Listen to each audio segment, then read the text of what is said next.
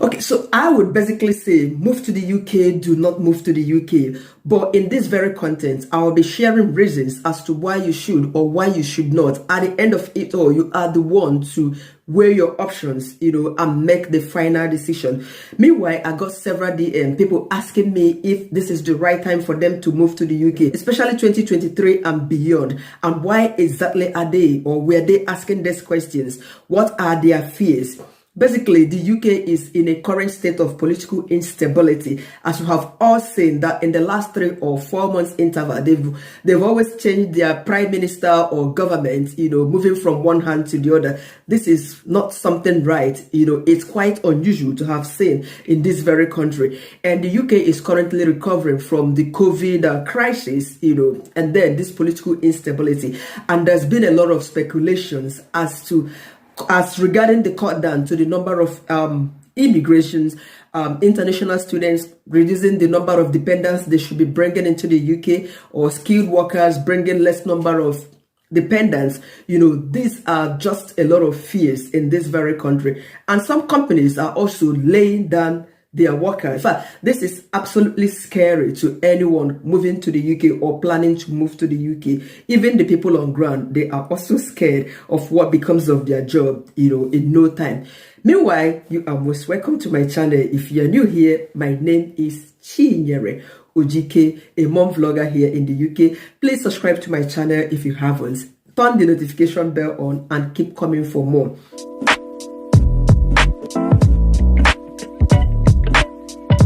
Responding to the questions, I think it's better we look at this logically and analyze it, then you weigh your options.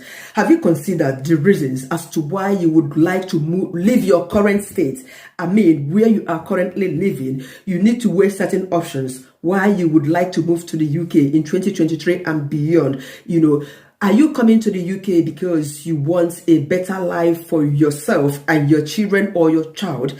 Better education for your children? Are you moving to the UK because you want a better life-work balance? Are you moving to the UK because you want more money, you want to save more? Are you moving to the UK because you want a better security, better sanity of life? Are you moving to the UK because you want progress in your job prosperity, career prosperity? These are the questions you have to put forward to yourself in a tabular form or in writing, then provide answers to these questions. But then, if these questions were put forward to me, probably I am living in my country, Nigeria, I would put forward these questions to myself. Where am I currently living? Why do I want to move? What is the current standard of living of the country where I am currently staying?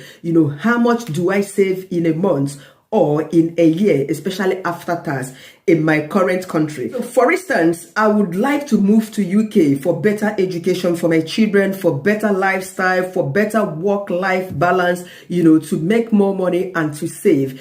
And then the standard of living of where I am currently living, how is it? Answering this question, I would look at it in this way. We are living comfortably in Nigeria because we have a roof on our head, and it's quite comfortable. I can provide services. I can pay for services of a house help. I can pay for cleaners to come clean my house. We have food, but then security wise, I could pay for security, but it is not guaranteed. Electricity wise, I could pay for electricity, but it's not guaranteed, because I would pay for electricity and at the same time also pay for petrol, so this doesn't make me happy in my country. Yes, so this is why I am considering leaving my country. Standard of living is relatively good, but not fantastic. And savings, am I saving enough back home? Well, I wouldn't say that I was saving enough back home, because I was even spending more than I could earn. Sometimes before the salary comes, you have already spent 90% or 99% of what I am expected to earn. Work-life balance, coming to this very point, well, I wouldn't say it was fantastically okay, because waking up at 5 a.m. in the morning to go to work in Lagos Island, the work that I should be resuming at 9 o'clock, is something not nice, because you are taking 4 hours to travel to Lagos Island. And when I finish work at 5 p.m., before I could get to my house, it should be 8 p.m. So it is not great. But in the UK, there is a lot of focused interest, or there is a lot of focus on work-life balance. You can choose the hours you want to work. If I have a permanent job, as a skilled worker, definitely I will be having about 2-3 days off, because I'm expected to work 38 to 40 hours a week. Yes.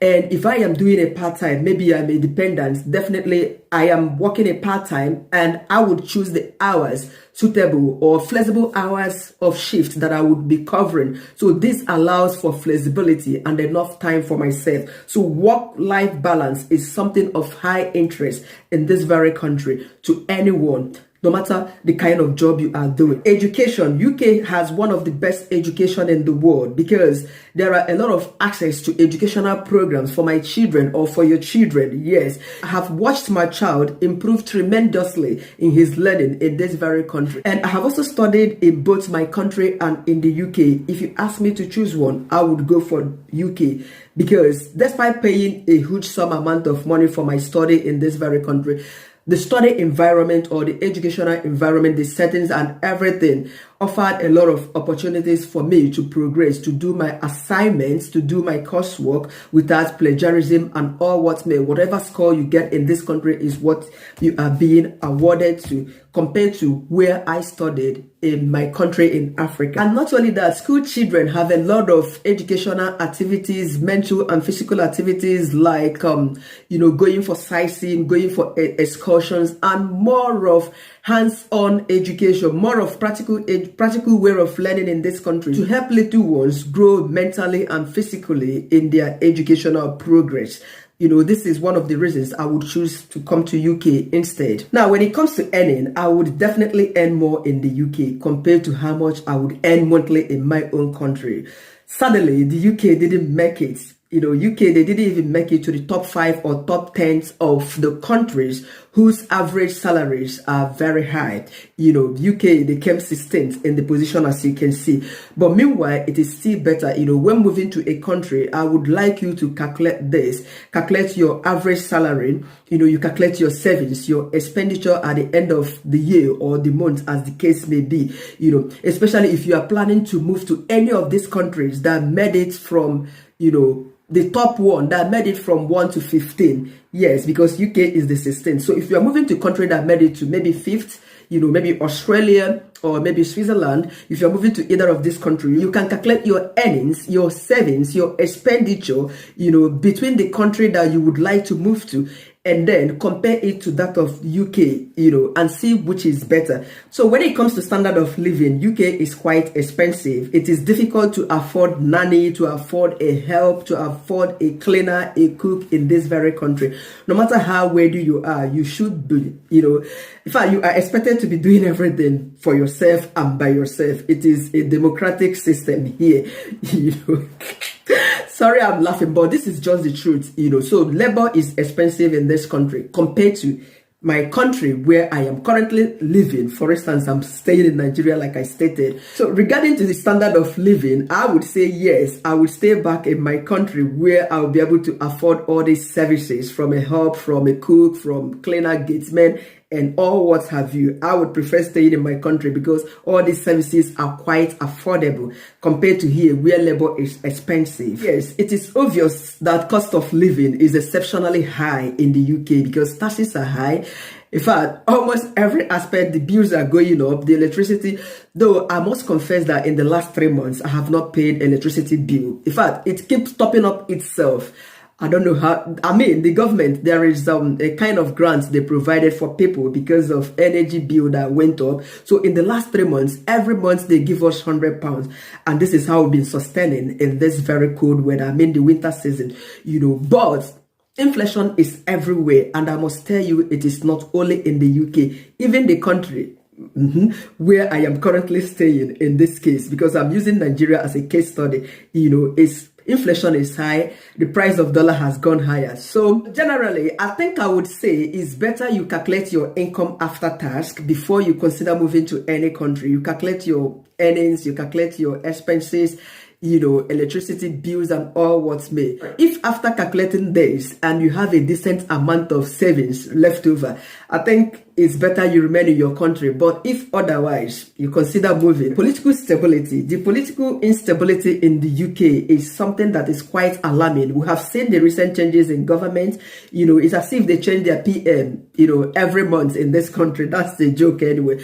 But we all know the stories. It's all over the media. There are a lot of confusions everywhere. Immigration rules and policies changing all the time. This is quite disturbing.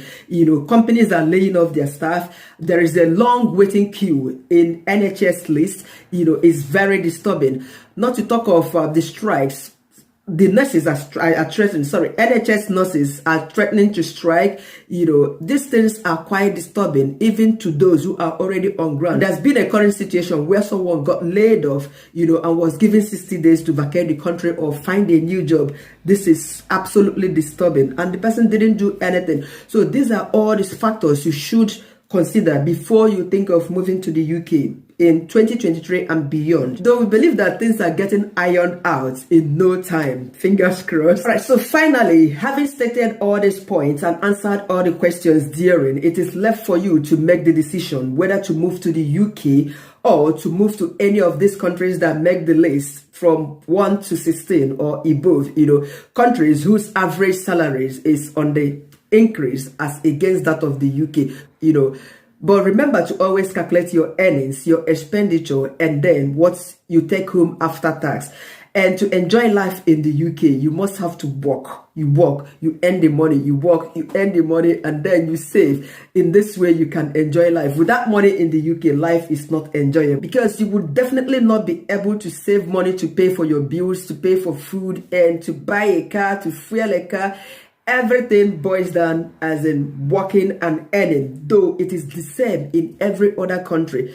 Because in some other countries, food or manna do not fall from above. You have to work for you to have money to put a shelter on yourself and to feed yourself, provide for your family. So it's generally the same. But then to live comfortably in the UK, you must have to save more after tax. Yes. Thank you so much for watching this video. I sincerely appreciate your stopping by. Please subscribe to my channel if you haven't. Click the like button, like this video please, and then turn on the notification bell for more. Thank you so much, and bye for now.